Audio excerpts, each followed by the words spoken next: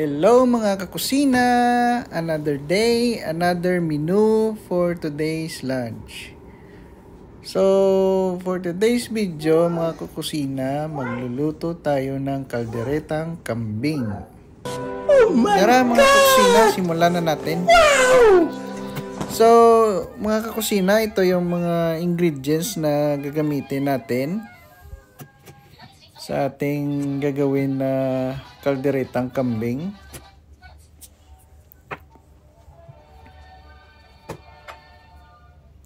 So, yan po lahat yung gagamitin natin. So, first mga kakusina, ang unang gagawin natin is pakuluan natin yung ating kambing. So, baka magtataka kayo ba't nagtatagalog ako kasi may nag-message sa akin na isang followers na i-translate ko daw yung mga ng niluluto ko kasi hindi nila maintindihan yung Ilonggo. So, ayoko rin mag-type. So, itatagalogin ko na lang. So, yan mga kakusina, lagyan natin ng garlic. Tapos mag-slice tayo ng ginger or luya para makuha yung langsa ng kambing. So, kailangan pakuluan natin. Pero sa lalambot siya sa pressure, yung langsa ng kambing mawala. Lagyan din natin ng tanglad. Tapos yung peppercorn, lagyan din natin. So, yan na mga kakusina. So, lagyan din natin ng bay leaf. So, lagyan natin ng tubig.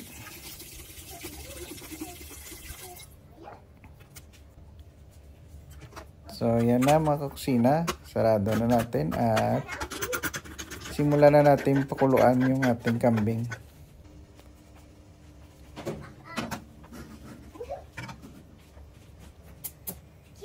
I-pressure natin mga kusina para ewan ko lang, di pa siya lalambot yan. So, ito mga kusina, mag-prepare na tayo ng gagamitin natin ingredients. So, mag-chop tayo ng garlic or bawang.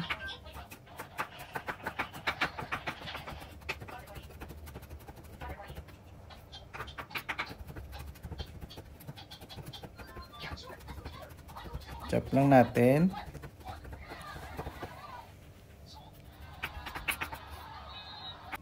Tapos ang ating onion, i-cut lang natin sa square mga kakusina. Ating tomato,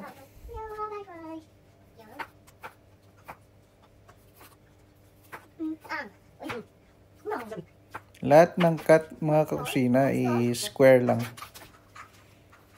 para lahat pantay.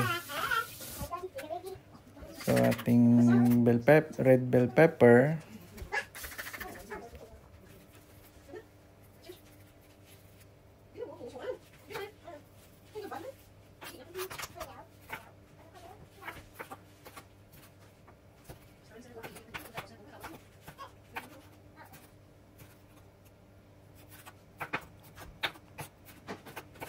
So, ayan mga kakusina.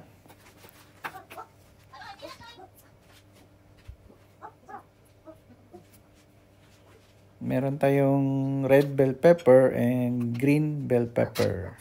I-mix natin. Ito mga kakusina, bali nagamit ko na siya nakaraan kasi sobrang laki nitong ng green bell pepper. So, kumuha lang ako konti.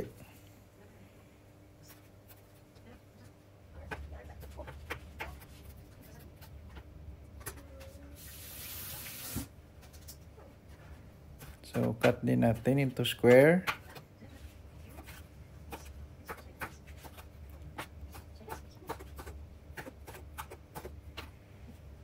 I-mix lang natin.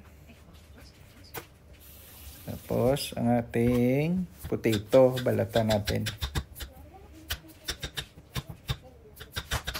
Same cut rin mga kakusina. Square pa rin.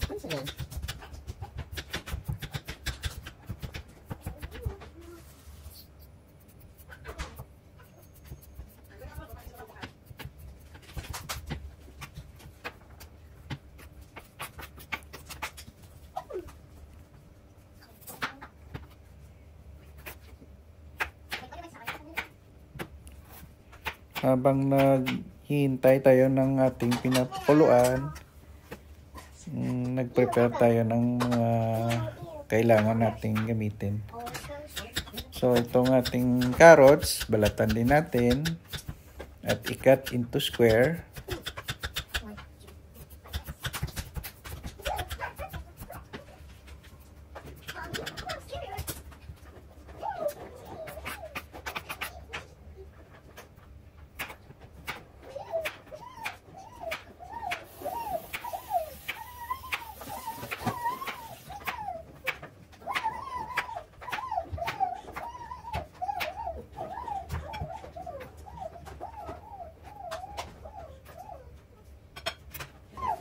Tapos ang ating another bay leaf. So ito na yung ating ingredients mga kakusina, yung gagamitin natin sa ating kalderetang kambing.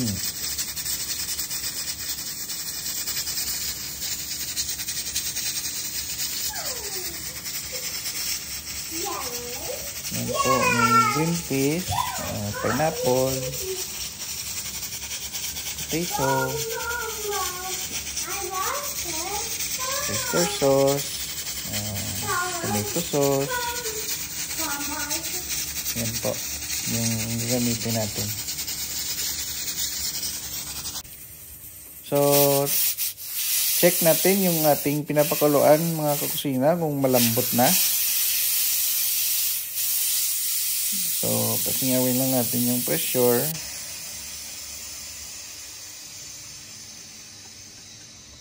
Huwag nating buksan basta-basta kasi baka sumabog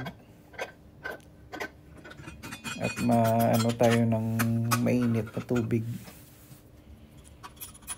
So, paano malaman kung malambot na mga kusina? Tusukin lang natin ng tinidor or fork. Kung sa tingin nyo na malambot na, so okay na yan mga kakusina. Kasi pag sobrang lambot din, maano yung karne ng kambing.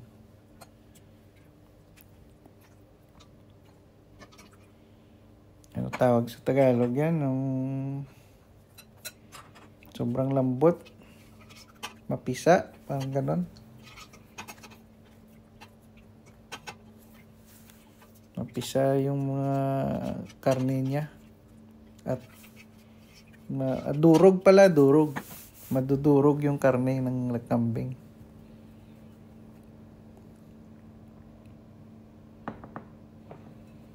So ayan na mga kakusina, set aside natin at maggisa na tayo ng mga ingredients na gamitin natin. Dito pa rin natin igisahin yung natin mga kakusina kasi ito na yung ginamit natin. Dito pa rin natin igisa. At saka maganda lutuan dito sa pressure cooker.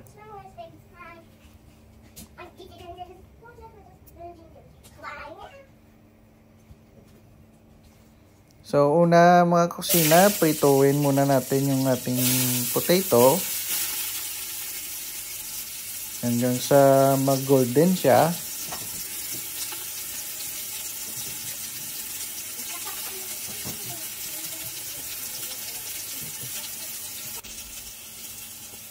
Okay, ano natin, baliktarin natin sa kabila, isa-isa.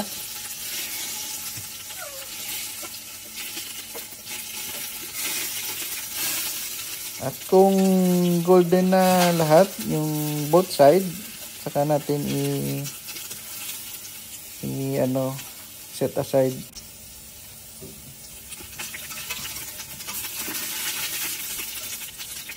So, okay na mga kusina.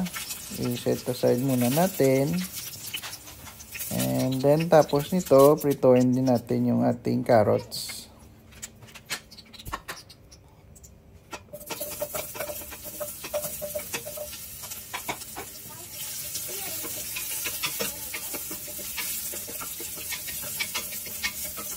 Mag-Tagalog na lang ako mga kusina kasi maganda maintindihan ng Tagalog, maintindihan ng Ilonggo.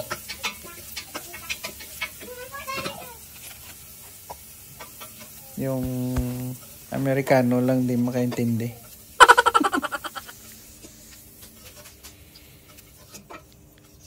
Baka may mag-request na naman English. Sorry.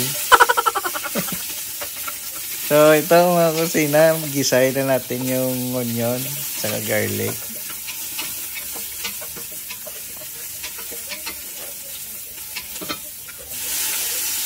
Ating tomato.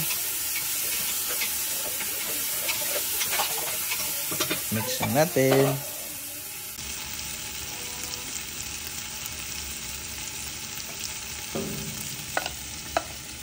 So, lagay na natin yung ating kambing. Igisa natin sa garlic tsaka onion at tomato.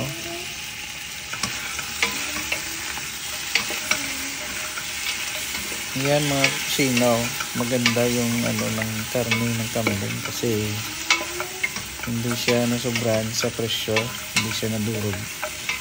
So kahit i-mix mo siya, hindi siya pero malambot mo.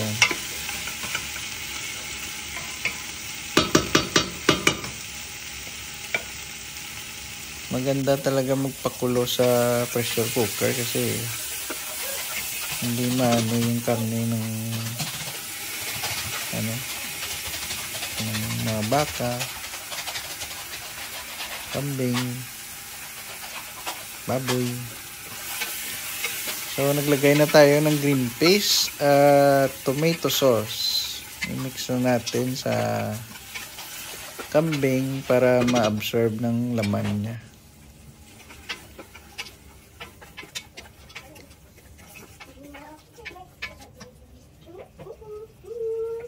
Kung maamoy niyo yan mga kakusina, wala nang amoy yan.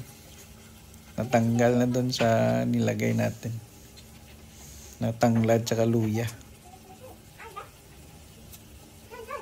So, naglagay na tayo ng oyster sauce at ang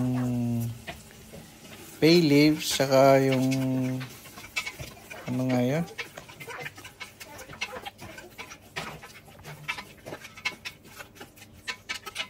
Paminta.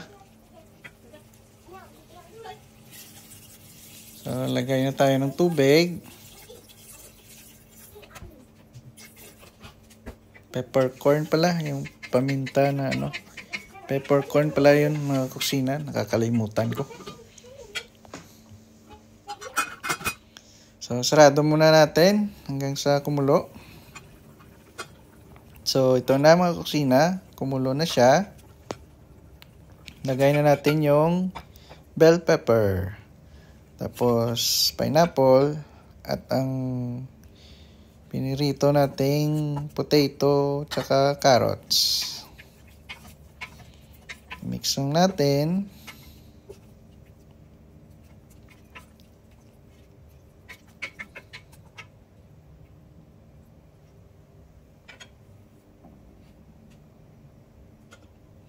At sarado lang natin ulit. So, ayan na mga kakusina. Kumulo na ulit. So, tikman natin kung okay na yung lasa niya.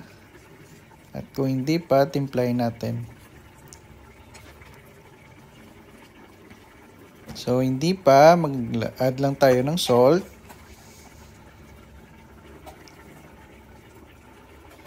Tsaka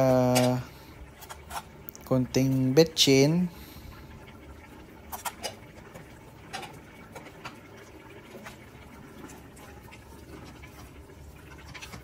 Mix lang natin ulit.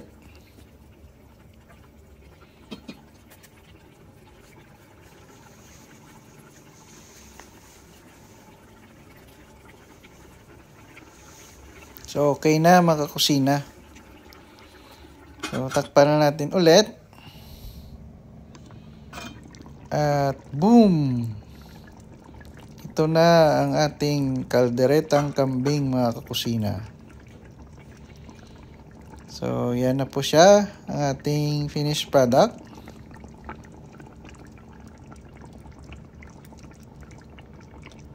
Sakto lang yung sabaw niya mga kusina at yung lapot niya, sakto lang. Hindi ako naglagay ng liver spread kasi wala akong liver spread.